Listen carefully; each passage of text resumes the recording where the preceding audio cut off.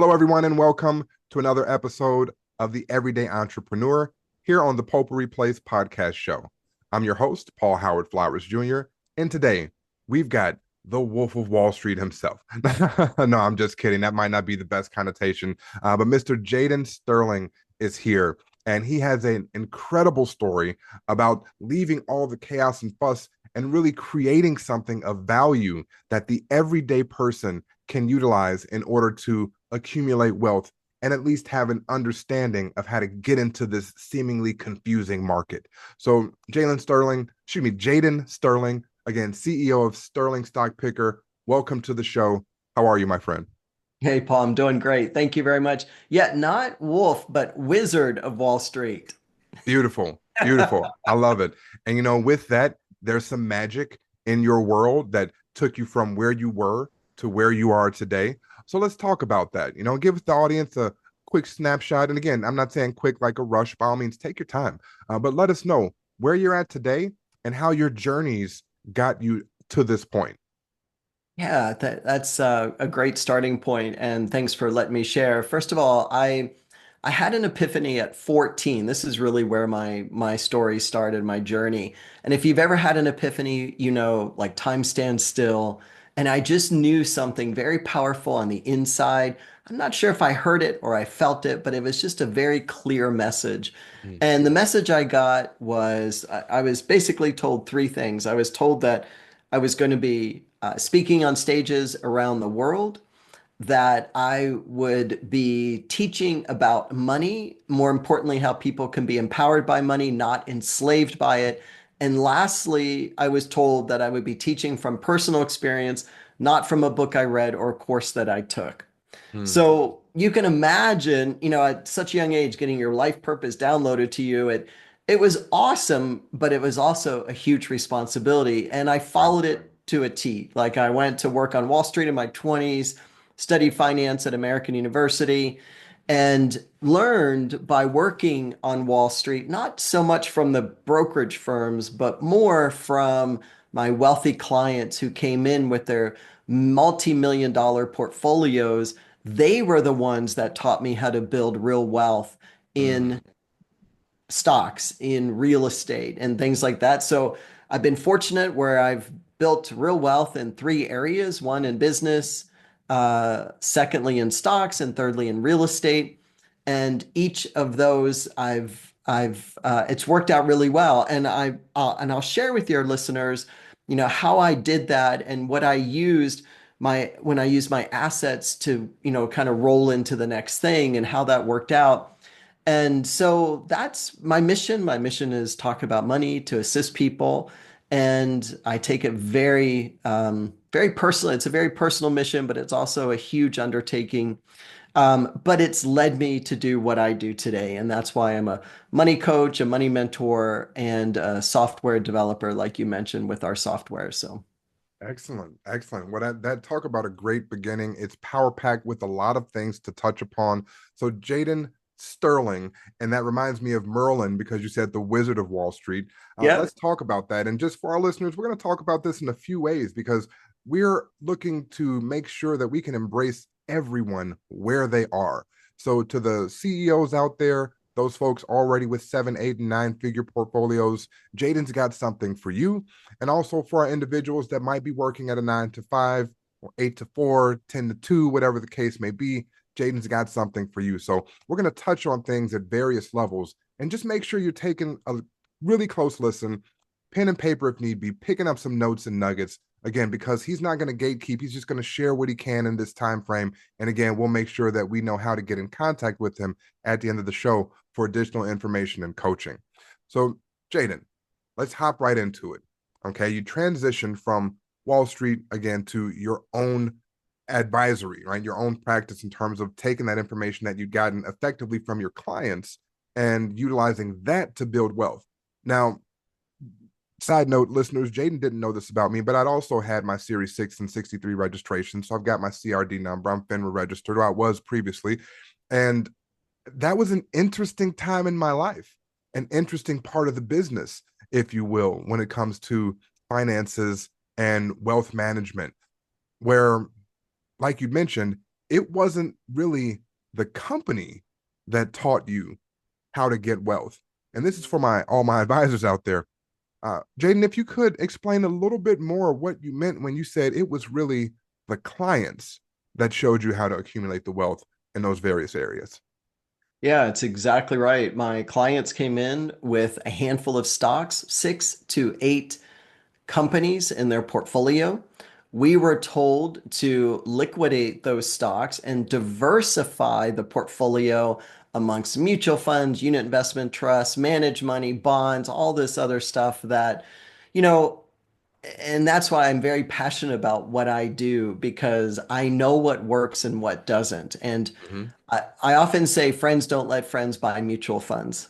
And Ah, that is highly controversial. Like there mm-hmm. are going to be people who are going to be like, what is he talking about? And just Oh if yeah. you have ears to hear and listen to what I have to say, I think it'll make sense to you. So during the decade of the 90s, when I worked for Merrill Lynch and Citigroup, I worked for two major, the largest brokerage firms in the world. Yes.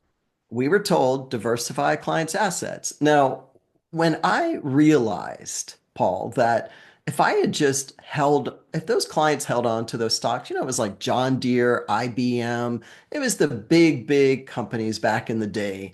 And if they had just held on to their individual stocks, they would have outperformed, they would have done so much better Then the mutual than fund. when, Mm-hmm. the Wall Street firms say, sell your stocks and buy these packaged products.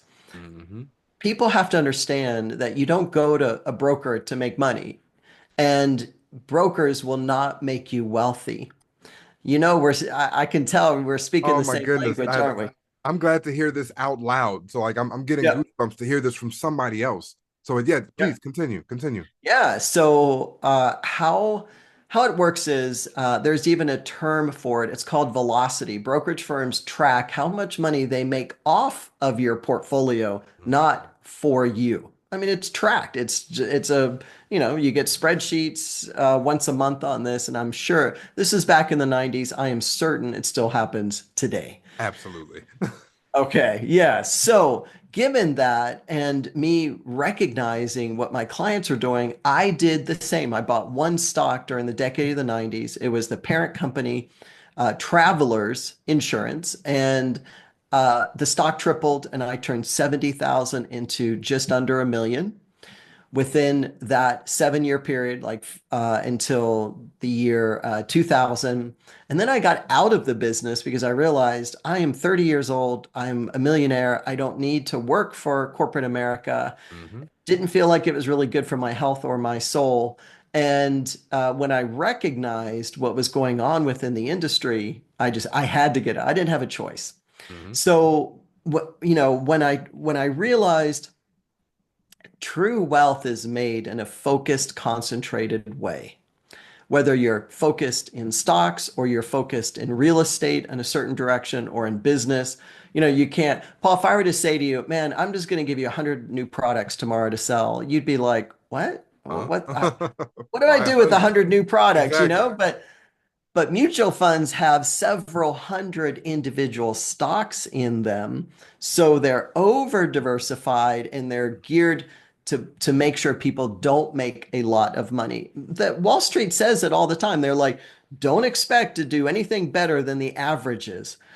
And when I hear that, my blood boils because I'm like, Come if you on. had a kid and you told that Come kid, on. don't expect to be anything but average, you'd be fired as a parent. Absolutely. You Absolutely. want to instill in that child, in that young person, confidence, and you want to instill in them greatness and that they can do whatever they put their mind to. And money is just the vehicle to help people have a better life. I mean, that's the reality. It's not to be put on a pedestal. It's not to be, but it's also not to be thrown away. It's not to be Absolutely. disregarded. So when we hold money in a level of respect, it always matches the respect that we have for ourselves. So now we're getting a little deep here, Paul, because we're getting into what it really takes to build real wealth. And that is a tremendous amount of self-respect, self-discipline. It There it takes is. discipline to Mhm. have real wealth. and it takes self-respect.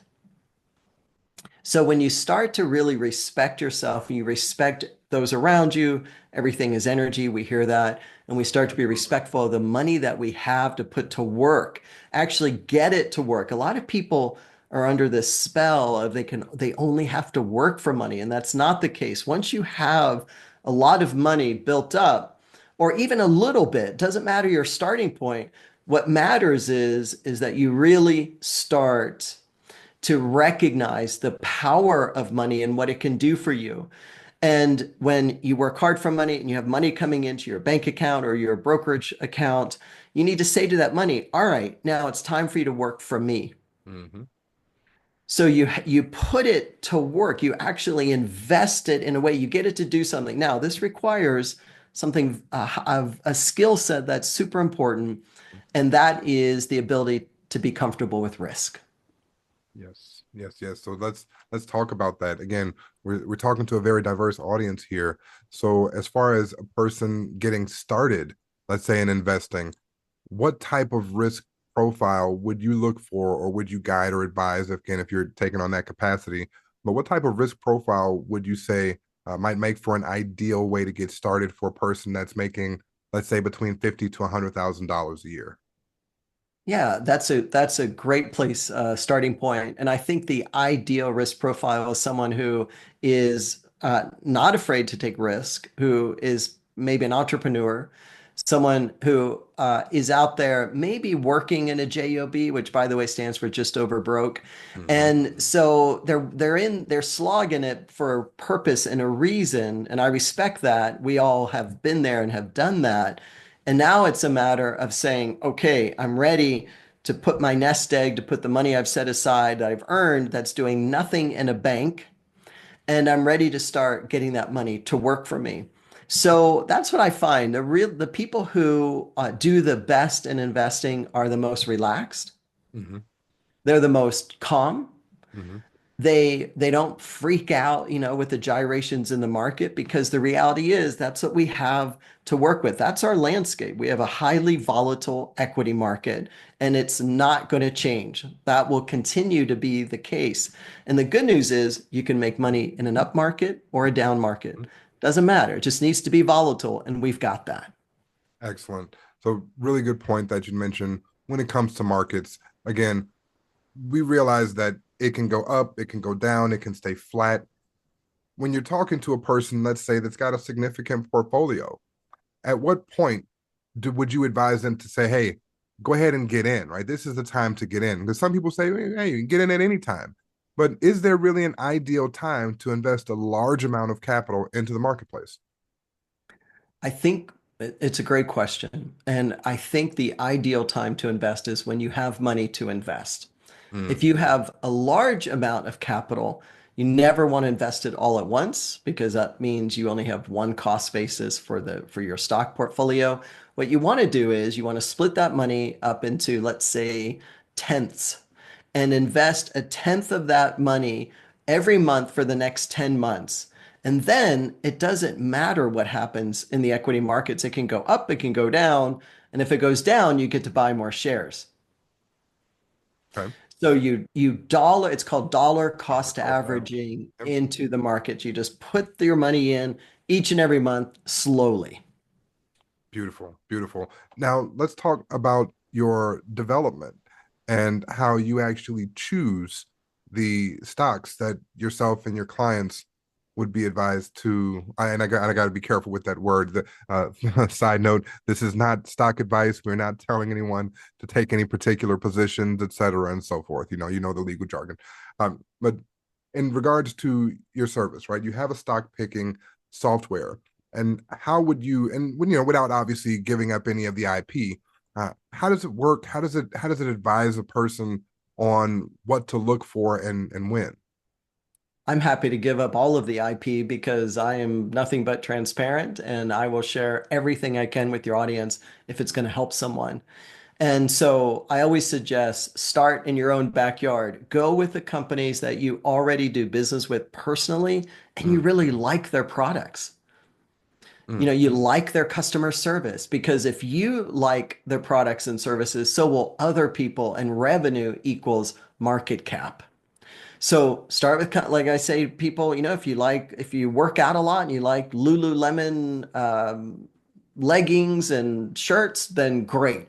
Look at buying shares of Lululemon. Makes sense. So start there first. Start in your own backyard and start with what you're familiar with. Who's your utility company? Who do you pay who's your cell phone provider? Like, who are you paying money to each and every month? Because there are other people doing that. And then you ask yourself, in the event everything goes south, what's the last thing I'm going to cut from my payments? It's probably going to be a cell phone. Most people are so connected to their phones. I think it's why TELUS did so well last week. The stock was up 15%. TELUS, like basically a utility company, right? Yeah. So there's a method to the madness here. You start with what's familiar with you. And then I always say, become a first class noticer. Notice what's going on around you. What are people doing? What are people talking about? What are they using? Where are they spending their money? And then see if that's a publicly traded company. If it is, you get to buy shares of it. If it's privately held, there's a good chance you won't be able to invest in it. And then lastly, invest in alignment with your values. In our software, we start through our pick stock feature. The very first place we start is personal values. So you Okay. select five, like your top five personal values. We've correlated every single stock in our database with a personal value. Mm, okay. So it's going to show you companies that you vibe with, that you can really get behind energetically, because we think that's really important. Well, you mentioned a really key word there, energy. So I'll akin that to intuition, right? Getting that hunch when it comes to what's a good idea, and maybe even listening to people and getting a hunch or that intuition to say, hey, like you said, becoming a first class noticer, that might be something that I'm interested in. So tell me, what role does intuition really have? Maybe not in your, but I'll say in yours. We're just keeping me and you here. What role does intuition play in your stock picks, and how do you teach a logic-based person to trust their gut? Great question, man. Intuition plays the biggest role for me in other than any other aspect. Mm, It plays to the point. I mean, I'll share with you. When I retired from corporate America, I transitioned to real estate and I invested in multifamily properties. And I got to the point where, when you're buying I bought 125, it was a busy time. I bought a lot of properties in a 7-year period, built a very big company out of that, and I was super busy. So I created a system where if I knew a property was for sale or if I got a phone call, hey, come look at this building, before I looked at any of the numbers, I would go to the property and I'd stand in front of it. And if my body moved forward, I knew that property was for me.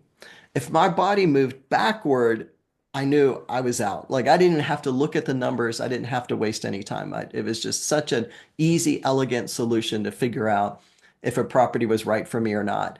And it worked great. It was just one of the best methods. And that was truly my intuition. But it's not woo woo. This is pure science, because the more they study the brain and the body connection, the more that is understood that we have in our gut little things called brainials, and little tiny brains that send information to the big brain in order to, like, it's like why you're satiated, you're full when you're eating. It's when it performs that function, but it also allows you, if you have you ever said to yourself, I just can feel it in my gut, absolutely.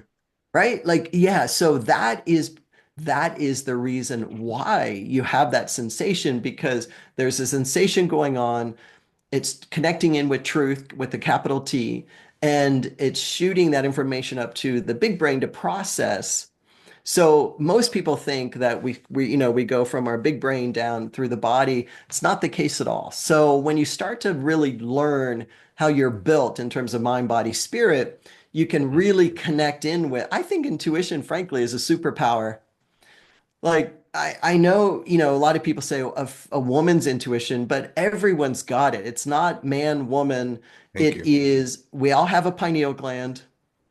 That pineal gland sits at the center of the brain, top of the spinal column, and that is the gateway to your intuition. The key is to make sure that you're living somewhat of a healthy lifestyle so your pineal gland doesn't become calcified. When it becomes Mhm. calcified through like drinking sodas and smoking cigarettes and things that are really bad for your health that hopefully none of your listeners are doing, when it becomes calcified, then you lose that superpower. But if you can keep that superpower, totally like cranking, open, connected in with the universe, that is when literally you become a money wizard because you're going to know things very clearly, even if it's to the point where you just know a yes or no within the body. That was what my body was telling me. Is this property, is this a building for me? Yes, moving forward. No, moving backward. And you can notice, you can train your body to tell you what's a yes for me or what's a no. And most financial decisions, frankly, can come down to a yes or a no. Like, Right. is this for my highest and best? Am I going to make money with this type of investment? And then when you tune into it rather than tune out, most people want to tune out. They want to have external validation for everything they're doing. I suggest just tune right in, Mhm. and you're going to get that clear message as to, if this is the right thing for you or not. And when I say that I am so thankful, Jaden, that we were able to connect and get you on. And again, the listeners know I don't have long, drawn out discussions with any of the guests prior to. We just get on here, and I think that there's a sort of esoteric gathering of the minds. So I'm amazingly thankful because the right guests come on at the right time. I'll say for the right climate, both personally in my own life, as well as in and around me in the space. So again, Jaden, I'm really thankful for you coming on. Now, you mentioned again something that kind of it floats in that esoteric space, right? So we're talking about something that is hard numbers, data, right? We've got to talk EBITDAs, we got to talk deltas, and we need to know all of these things, or at least we did in the series world in the FINRA registered space. But it has its place, and like we just talked about intuition, that seems to have a place in this space as well. So tell me, how do spiritual principles like gratitude or manifestation even, right? How do those influence your market decisions in a tangible way? It's such a good question. Gratitude brings you into the energetic frequency of good things.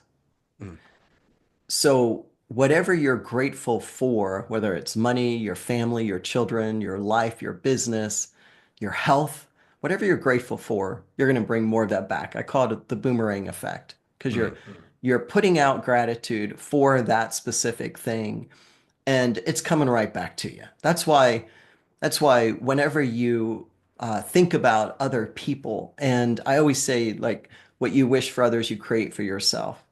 okay. So, not only do you want to have gratitude for your life and everything you're doing, but also for all those around you, your friends, family, community, business partners, business adversaries, your competitors. Like, have gratitude for them. Wish them all the best because what you're putting out for others, you're totally getting back for yourself.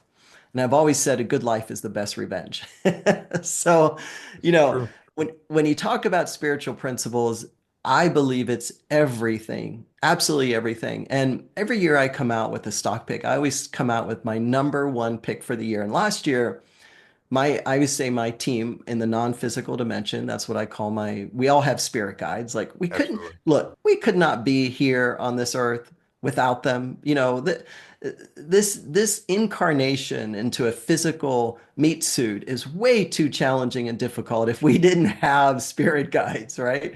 Yep. Uh, Well referenced. Huge believer in it. Like I've recorded so many guided meditations connecting people with spirit guides and all that good stuff. So it's very real.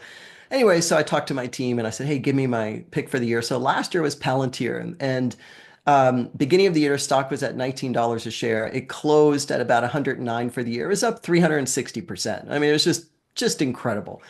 Okay. And like there was no me reading any balance sheets or looking at EBITDAs or anything. It was okay. I trust the information I get. That's the other part of the other side to it. When we receive intuitive guidance, we've got to act on it Mhm. because so many people receive it. And here's the thing, and you know this, Paul, and anyone listening to this who's aligned with this vibration is it's so subtle. It's like an idea will just drop in, but it leaves as quickly as it drops in. Mhm. So unless you're doing something, like you said right before we started talking, take notes. Like unless you're capturing that information, like in the beginning, I used to just walk around with index cards and a pen, and I would Mhm. write down all the ideas that came into me. And there were some that were phenomenal ideas that I would act on. Others I disregarded because I wasn't ready. But the universe is finding people to bring in ideas and concepts to. And you're not the only one. So if you're getting a phenomenal idea, so are maybe 100 other people, because eventually 1 out of 100 is going to take that idea and run with it, and it's going to become a real thing. So always be aware of what is being dropped in around money opportunities. And I've always said there's a million ways to make $1 million. It's just a matter of what is in vibration and alignment with you, right? Like, Mhm. how are you? I mean, there's people who have built $1 million business clipping coupons. There Mhm. are people who have built $1 million business refurbishing furniture. There are people who have built $1 million business on writing ebooks. I mean, you name it, it's been done. Right.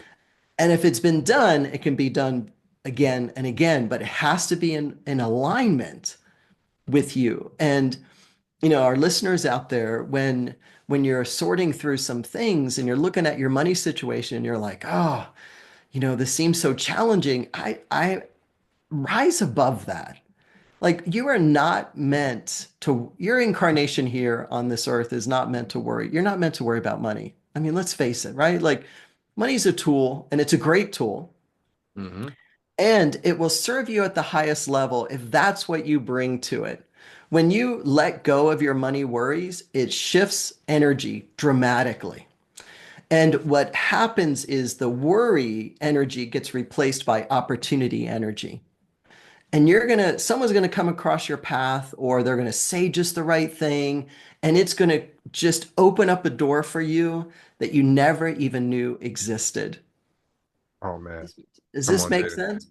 Oh, you're speaking the language, and again, I'm just in this state of gratitude. Speaking of gratitude, again, I'm just consistently in the state of gratitude when I have these conversations, and when you're talking, it's like, we're truly one, and this voice that's coming out of you is just like resonating so much. Oftentimes I get goosebumps during the interviews, and of course nobody can see it, right, unless they're on YouTube and they've got like a microscopic camera.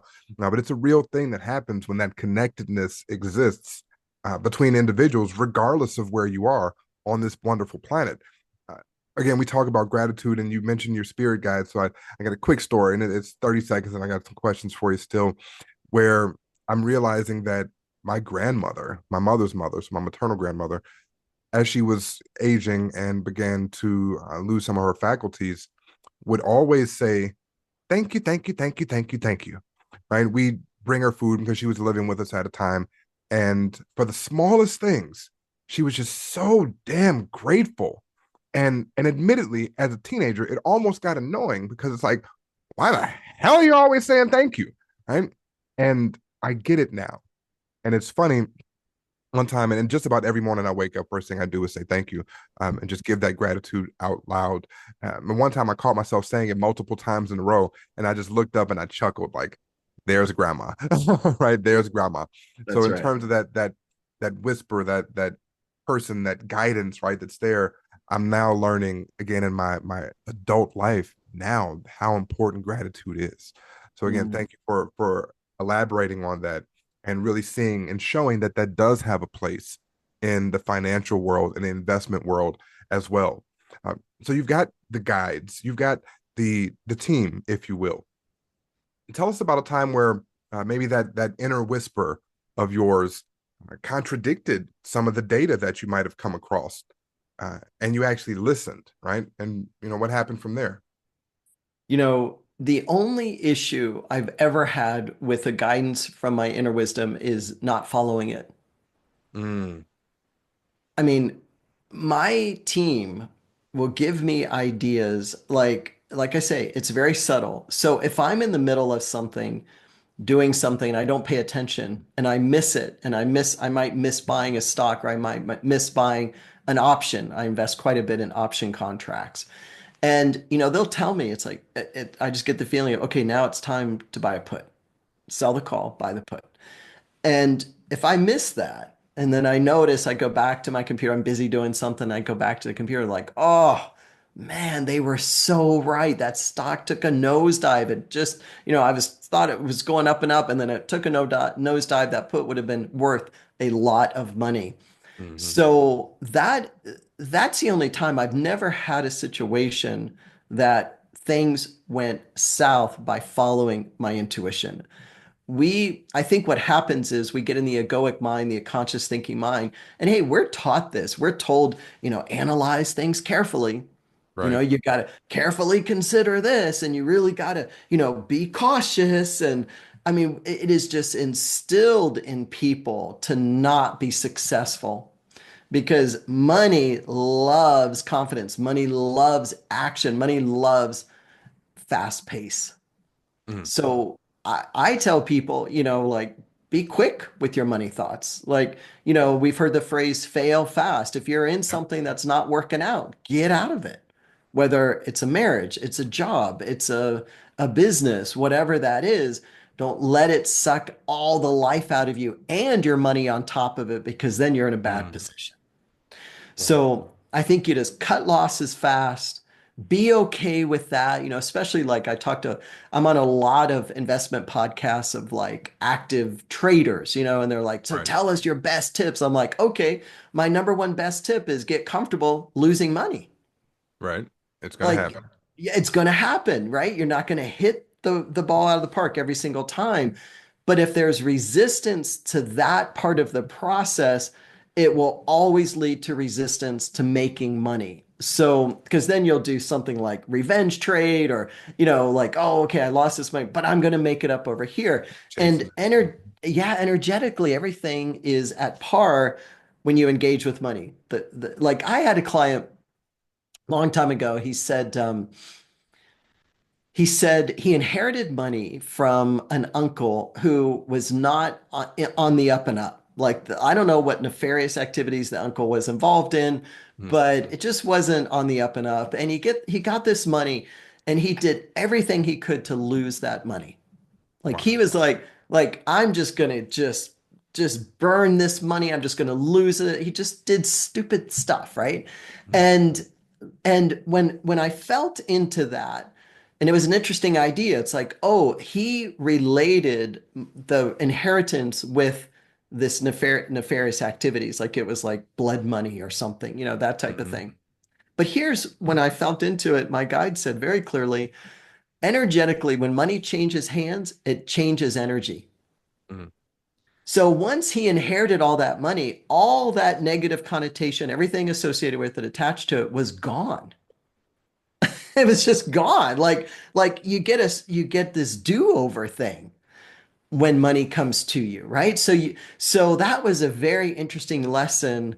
Uh, he had since like left my world, so I never even had a chance to even share this information with him. But I get to share it with all of your listeners now. It's like just just know like, and some people will be like, they might really just like have this grunge job and they can't stand it, but they're in it because they have bills to pay. And that's that person because they have such a negative connotation with the work associated with the payment, their paycheck, that money doesn't have an opportunity to work for them because they're in resentment about the money, about getting the money. So if they can just do their best Mm-hmm. to have gratitude for that job, have gratitude for the money in their account. That clears the energy. Then you start new, and then you get to lean into, okay, universe, show me an opportunity that's going to double my money. Show me an opportunity where I'm going to turn $1 into 10. You have to be, I think, very specific in your ask and request with the universe when you talk about money, Mm-hmm. because money likes that. Money likes to be put to work. Money likes to be able to grow. Like, who doesn't? Like Right. we all are geared to grow, to move. We're not geared to be complacent or stagnant. Mm-hmm. Well said. Well said. So let's talk about these. I'll call them myths when it comes to investing. There are things that people think about the stock market that are absolutely the case. Like you said, you want to be comfortable for those that get ready to invest. Be comfortable with the idea of losing money, right? Because you won't hit it out of the park every time. Spot on. Spot on. What would be one of the biggest myths that you've come across with regard to the stock market that I'll say you're on a personal mission to break? Yeah, the biggest one is diversification. Okay. I am on a personal mission to break that myth for people. Diversification does not work. Warren Buffett said it best. He said diversification is a tax that people pay when they don't know what they're doing. Hmm. Like when you hear that coming out of the mouth of one of the most successful investors in the history of the world, you have to listen up, right? Like, okay, so if we know diversification is a tax that you pay when you don't know what you're doing, then you just figure out something that you want to do well and lean into that. Take the risk. So, as I mentioned, very first thing we talked about in this podcast is get comfortable taking risk. Most people shy away from it because it's embedded into them. Oh, don't careful now. You might, careful now. Like look at little kids. Careful, you might fall. Well, Right. a small child has, how far to fall. Very, the body's so nimble at that age, like the bones aren't even solidified yet. They're just like this little rubbery little thing. But we understand because we do it out of love. Hmm. We do it out of love. And then we hear from our parents, well, if you want to be successful, you go to school, you get a good job, you get married, you have 2.3 kid, whatever. I never Right. could Right. figure out that kid thing. How do you get the point something or other? And then you pay your bills the rest of your life. Like never in the history, I think, have I ever come across, I've worked with thousands, tens, probably at this point, tens of thousands of people. And I've never had one say where, oh yeah, my parents said, you know what, do your own thing, follow your bliss, live your dream, go after it in a big way in terms of what your intuition is telling you. Mm. We just don't hear that. Interesting. You bring up the parent-child dynamic. We're talking about things at, I'll say, a pretty high level to a degree, right? For most of the listeners, I'd assume that the comprehension is spot on, right? That everyone's picking up what you're putting down, so to speak.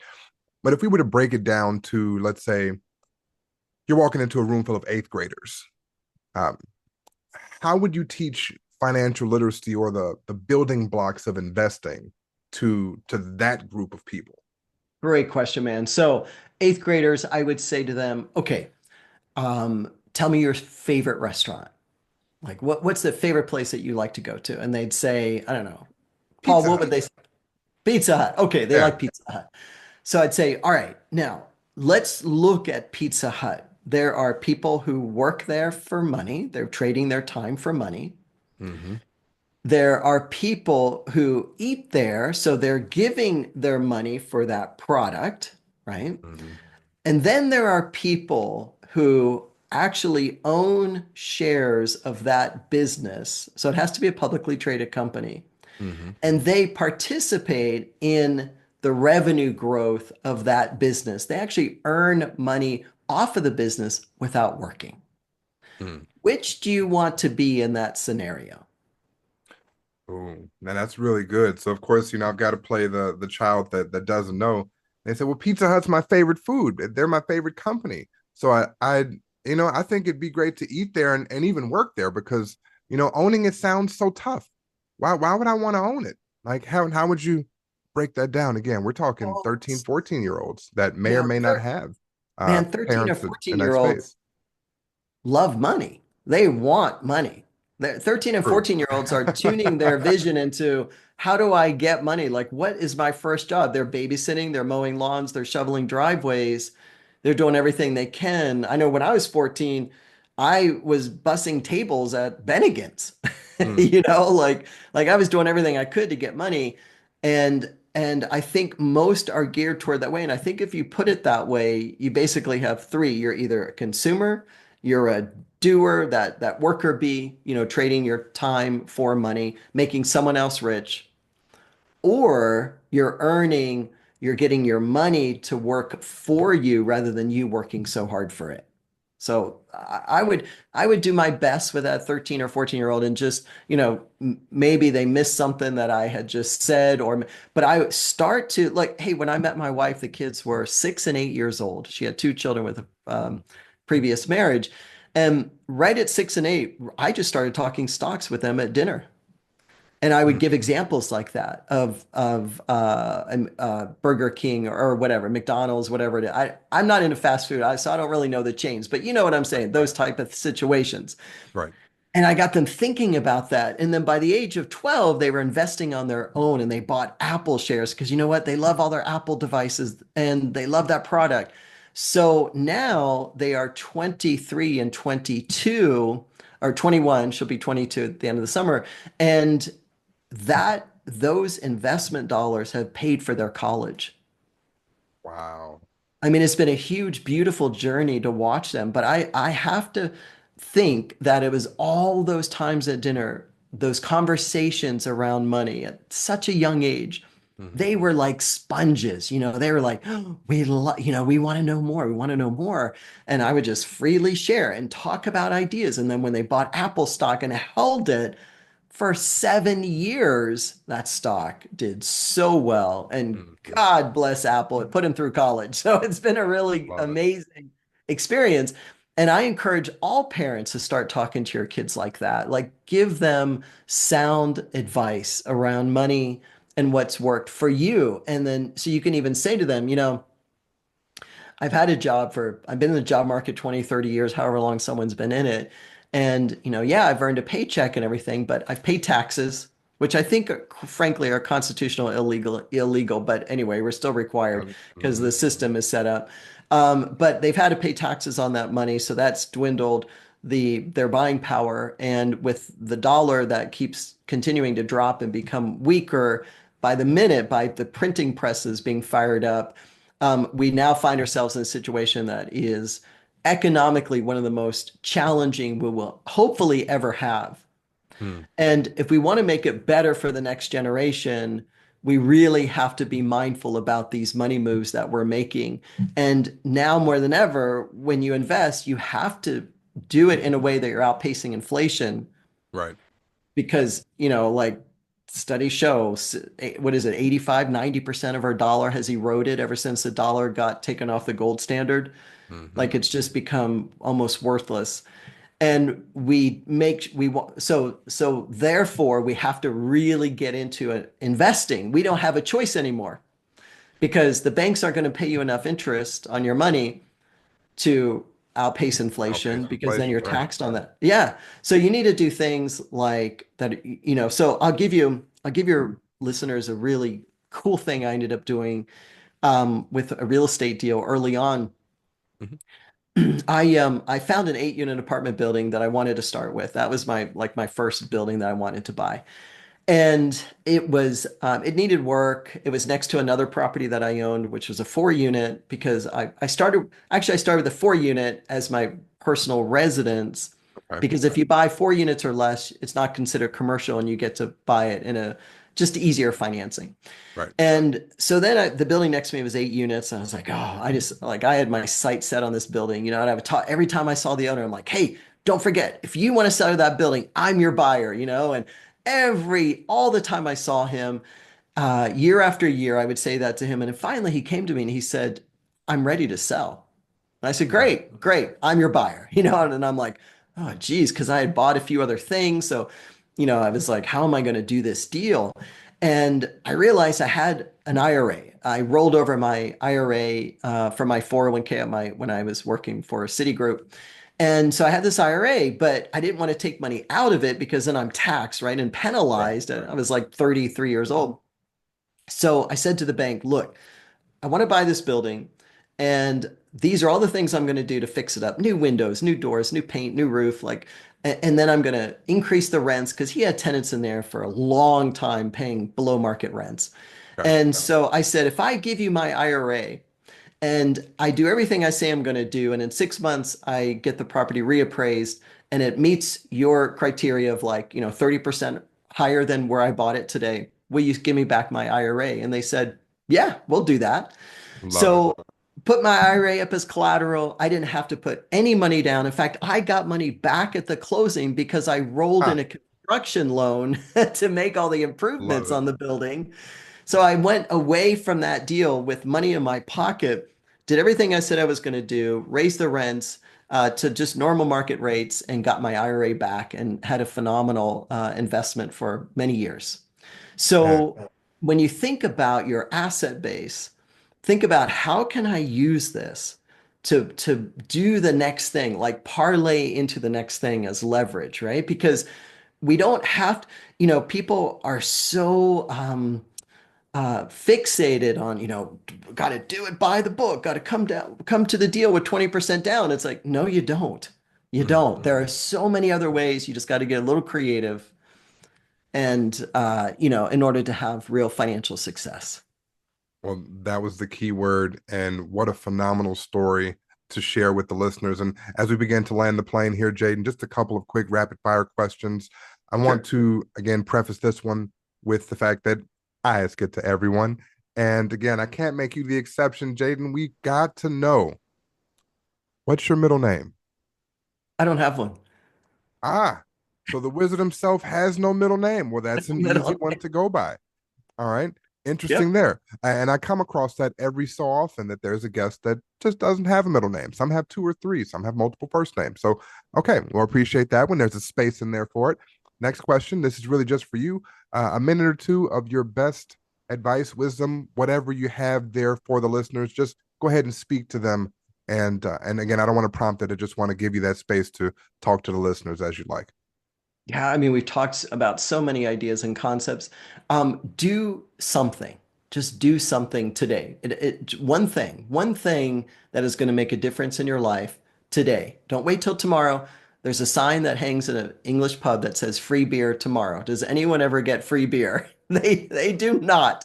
We Never. only have today. So right now, I'm going to encourage you, stop what you're doing, unless you're driving home or something, or whatever. If you're working with heavy machinery, keep doing what you're doing. But when you have a quiet moment, I want you to sit and pen to paper and write down one idea that you're going to take action with to improve your finances. Just start with one thing. And then every day, do something on your behalf that will make your finances better. Excellent. Amazing words of wisdom. Thank you so much, Jaden, My for pleasure. again gracing the show, gracing the audience. How can our listeners reach out to you, connect with you, learn about what you're up to, and support your, again, you? Well, thanks for asking. We're doing great things over at SterlingStockPicker.com. Sterling, just like sterling silver, Sterling Stock Picker, and that's what we do. We help people, novice investors, all the way to experienced investors, pick winning stocks that will make a positive difference in your life. You only need 6 to 8 companies in your portfolio to grow your assets and make a meaningful difference in your finances. So connect with me over there. We have a platform, thousands of subscribers, a very close-knit community. I'm in there 3 or 4 times a week answering questions that people have. And I live stream through there each Monday. So connect in with me there.